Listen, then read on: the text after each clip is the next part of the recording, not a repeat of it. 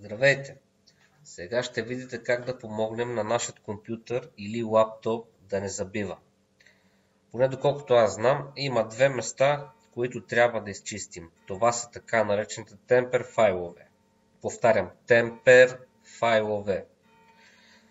Там се събират ненужни архиви, които забавят компютърът ни. Нека започнем с първите крачки. Натискаме клавишът, който е с емблемата на Windows, заедно с клавишът, на който е отбелязан буквата R, наше българско I. От така. Както виждате, ни се отвори този прозорец долу в ляво и има един надпис, който е отбелязан в синьо. При вас този надпис, като за първи път, няма да го има. Този прозорец ще бъде празен при вас. Така, сега ще ви покажа как да напишем това. Долу в дясно виждате, че езикът на компютърът е на английски. Само така, може да се напише този текст там. Така, натискаме клавиша Shift, заедно с числото 5, на което отбелязвам и знакът процент. Натискаме един път това, после пишем temp, после пак Shift и пак числото 5, на което казахме, отбелязвам знакът процент. След това Enter. Ето, както виждате, тук сме влязли вече в един темпер файл, който е препълнен с архиви, които забавят компютърът ми и не може да върви добре. Така. Кликвайки на един от тези файлове и после избирайки, натискайки заедно Ctrl, заедно с буквата A, маркираме тези архиви. След което избираме изтрий. Натискаме продължи, ако ви излезе това, ако не, пропусни.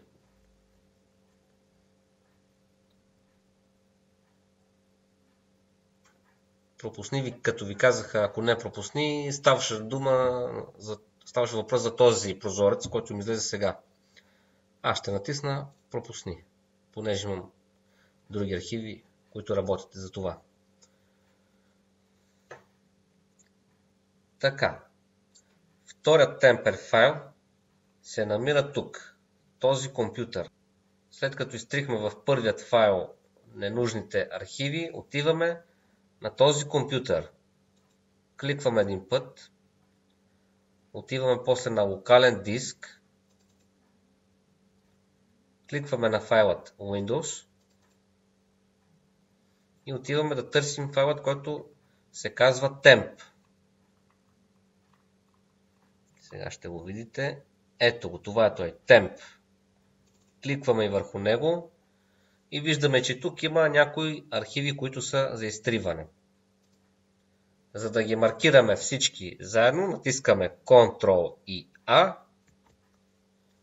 После избираме изтрий. Пропусни.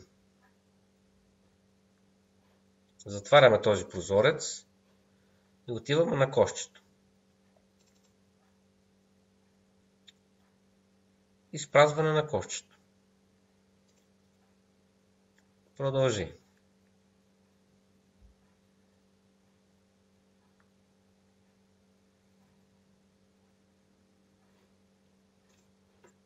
Ето това беше. По този начин, ако виждате, че вашият компютър се затруднява, опитайте този начин.